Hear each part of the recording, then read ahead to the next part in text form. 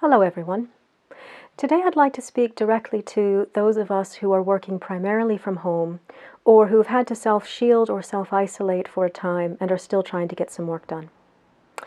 The first thing I'm going to say is the most important thing I'm going to say. So if you're someone who only likes to watch part of videos before moving on to something else, please watch the next 30 seconds. What I want you to know is that you are not someone who is simply working from home.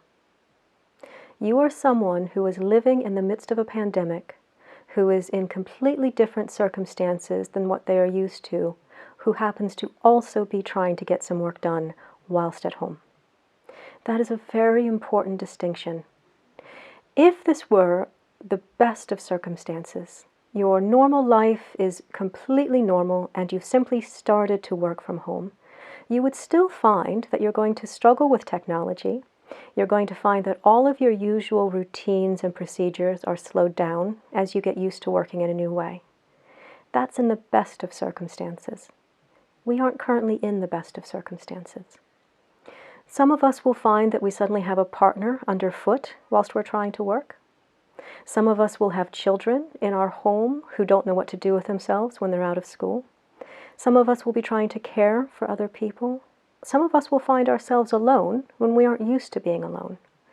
All of us will find that our normal routines, our normal ways of living have been changed. We have new anxieties, new stresses. All of us have new things that we're thinking about that we didn't have to think about 2 months ago. Some people, when they started working from home during this pandemic, thought that they would be just as effective as they were before. And some people even thought they might be more effective than they were before, thinking that without the commute, without all of the hassle of going into an office, they can just focus on their work. But that isn't the reality. The reality is you will not be as effective as you normally are. And if you continue to put incredibly high standards on yourself, incredibly high expectations, you're going to fail to meet those really high standards and expectations. And that failure, or that feeling of failure, is going to make things even harder for you the next day. So the first thing I wanted to say to you is, slow down those expectations. Be kind to yourself. Be gentle with the circumstances that you find yourself in, and allow yourself to get used to this new way of being, and change your expectations for what you're able to achieve. The second thing I'd like us to think about is just what it means to have the boundary between our work and our home life become so very blurred that it almost disappears for some of us sometimes.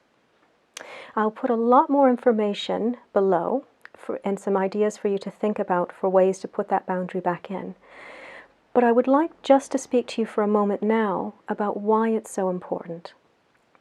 If we think about that earlier message that our effectiveness is going to be less than what we're used to, some of us will suddenly have the urge to work a little bit more to try to make up for it. We'll tell ourselves that I don't have to race home to beat the traffic, so I could work for a little bit longer. Or I don't have to race to get home to put dinner on, I can work a little bit longer. Although I understand that temptation, what I would recommend to you is that you fight that urge as much as you can. The reality is, the more we work without that ability to restore ourselves, to relax, to refresh and rejuvenate ourselves, the worse our work effectiveness gets anyway. So what you'll find is you will be working more and more hours, but actually achieving a lot less. What I would suggest to you is do some of the ideas that I'm going to put below for putting that boundary between work and home back in place. Be kind to yourself with what you can expect to be able to accomplish. Communicate with your colleagues. Let them know what's going on for you, because I promise you they're going through the same things. And definitely communicate with your managers and let them know where you're struggling or what you think you can do differently to be a bit more effective or to take care of yourself in a way that's a bit more helpful than what you're doing at the moment.